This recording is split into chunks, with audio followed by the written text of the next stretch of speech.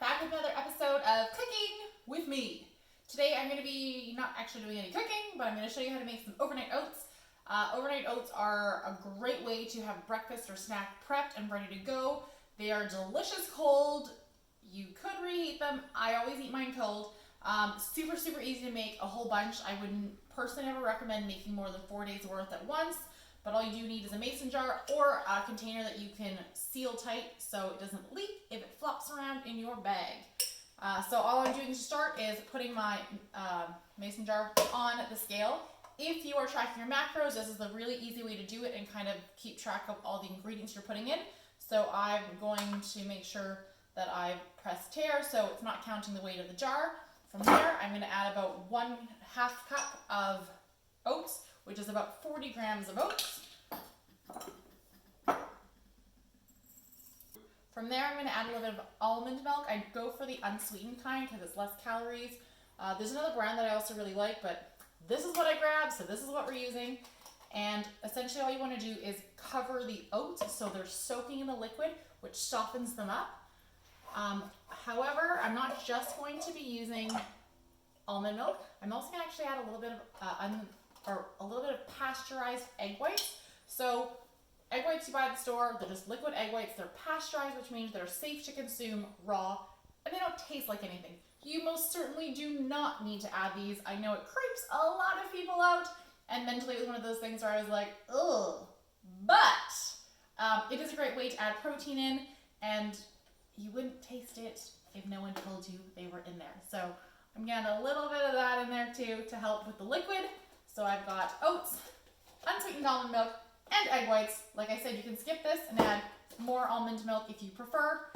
Next thing I'm gonna do is add a little bit of hemp hearts. I got chia, my personal favorite hazelnut butter. If you have not tried it, it is thebomb.com. The brand I use is Nuts to You Nut Butter. I think it's Canadian, but either way, so good. And I will top it off with some fresh blueberries. Greek yogurt is something, frozen blueberries.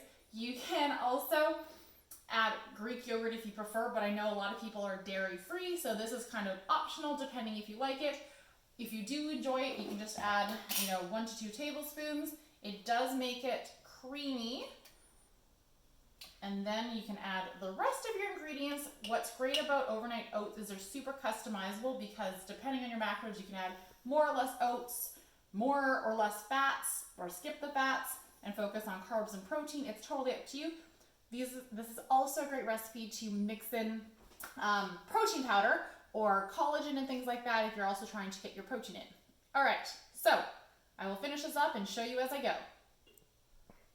A little bit of hemp hearts. About a tablespoon of chia seeds.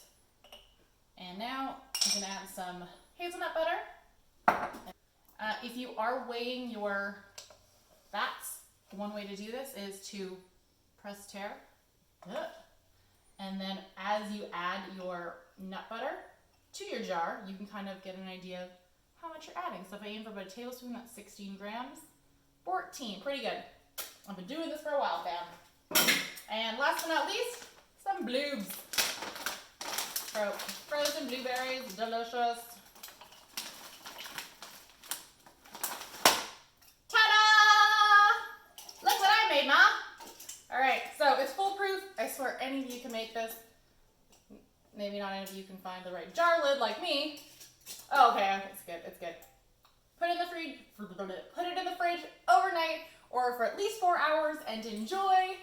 Pop it in your bag, take it to go, great snack. Just bring a spoon and mix it all together before you eat it.